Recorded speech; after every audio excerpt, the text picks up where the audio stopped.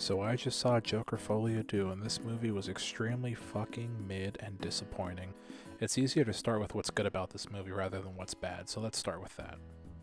To start, the production value of this movie is great. A lot of money went into this, you can tell. And I don't think that's a bad thing necessarily. I do think it's a bad thing when you put a lot of money into a movie no one fucking asked for. We didn't ask for this type of sequel. And honestly, there shouldn't even been a sequel. This is supposed to be a one-off, but the reception it got and all the money it made, and that makes execs want to make a sequel. So we're to blame. We shot ourselves in the head with this one. The two people I think that are not to blame for this movie are Joaquin Phoenix and Lady Gaga. First off, Joaquin Phoenix is an amazing actor. There's no discussion about that. Second off, Lady Gaga is an amazing singer and she's a really good actress. There's nothing wrong with these two individuals. The problem is that it was a terrible script, a terrible idea, terrible execution across all other parties of this movie. If you wanted to see this movie to see more of the Joker you loved in the first movie, you're not going to get that. This movie is about Arthur Fleck and his relationship with the Joker. We do not even see a fragment of what that Joker used to be like in this movie. We see Arthur Fleck in a sad, disheveled, almost incel-like state. And there's nothing wrong with exploring Arthur Fleck in this area, but the problem is that the last movie really set itself up to show us a new Joker, show us someone threatening, someone influential upon society, and instead we go back to square one. It's almost like they redid all of the character development just for this movie. And that's what the courtroom scenes in this movie sort of do. They sort of recount what happened in the first movie for us, and they really treat the viewer dumb, which I don't think the first movie did at all. The first movie had a lot of sophistication to it, a lot of intelligence behind it, and even if you didn't understand some of the meanings within the movie, overall, you had a great experience and you didn't feel like a fucking child watching this movie, and it feels like they really dumbed down the story for us. And in regards to the story, there's not much going on in this movie at all. There's hardly any story being pushed.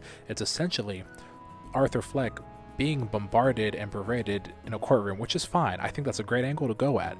But the problem is there's no other development for Arthur Fleck in this movie. And honestly, this movie is really trying to make it feel like Arthur is just getting punished for the sake of getting punished. That it doesn't feel like anything that's being thrown Arthur's way or what he's enduring is sort of justified in a way.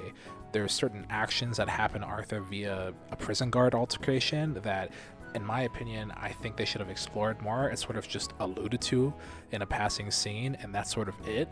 There's the ending, which, trust me, I'm going to get to what happens at the ending, because the ending itself brings this movie down so much, in my opinion. But before that, I do want to highlight Harley Quinn's character. I think the angle they were trying to go at with her being this sort of mastermind character, sort of cunning, devious, only wanting the Joker and being disgusted with Arthur, I think that's a great angle, actually. The problem is that anytime Lady Gaga is on screen, they want her to sing. That's the issue. They don't give her any room to actually develop as a character. That's what makes me upset.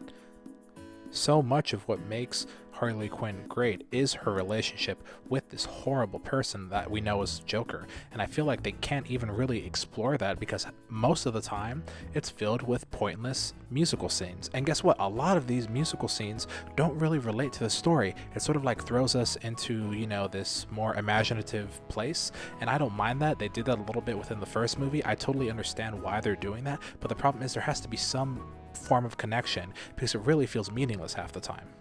Now, I want to get into the ending because that's the worst part about this movie.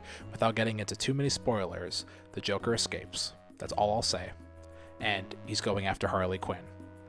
And meanwhile, Arthur Fleck is sort of dealing with being the Joker, seeing the influence of the Joker around him while trying to, reach Harley Quinn.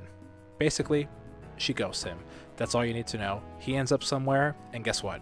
This is where you should probably stop watching, because I'm about to spoil the movie a little bit. But yeah, he gets stabbed. And the person who stabs him draws a fucking smile on their face. And I'm 90% sure this is in either reference or homage to Heath Ledger's Joker for whatever reason they decided to do that. And I just think it falls so flat here. It just feels so unrewarding, and the ending just does not it doesn't feel dramatic either. It just feels like such a letdown. Like it really falls flat.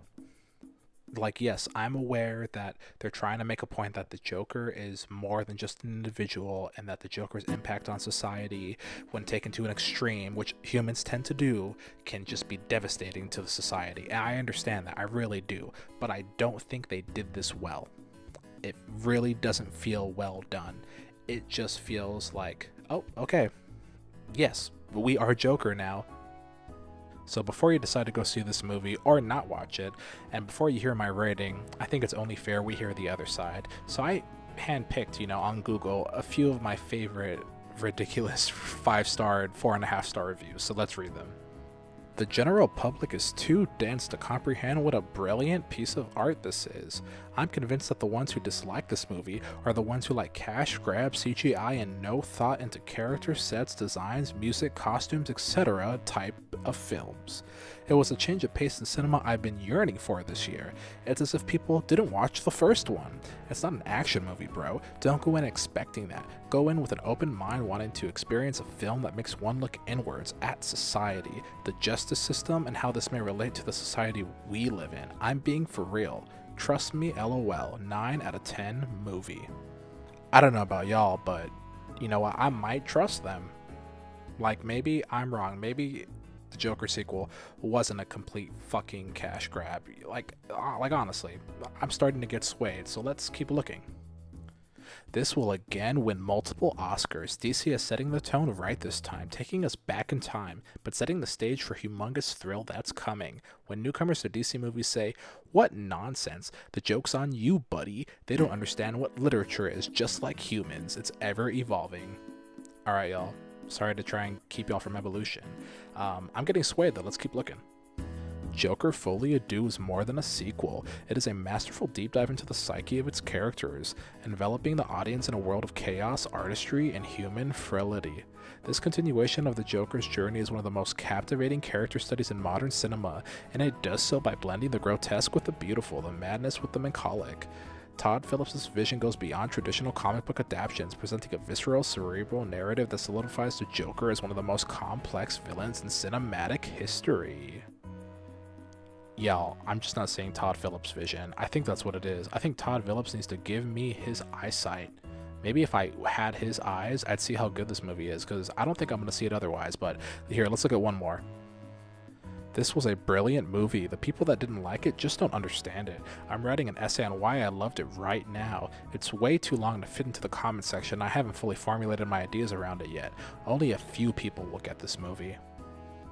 Well, honestly, I think this comment is more formulated than the movie itself, but that's just me. Anyways, let's get to my final verdict. Now, if you want to watch this movie because it's a good musical, I would watch a different movie. If you want to watch this movie because it's a great comic book movie, I would watch a different movie. If you want to watch this movie because it has Lady Gaga in it, I would watch a different movie. And if you want to watch this movie because it has Joaquin Phoenix in it, I would watch a different movie. There's nothing that this movie offers that another movie doesn't do better. 4 out of 10. You should just go watch something else.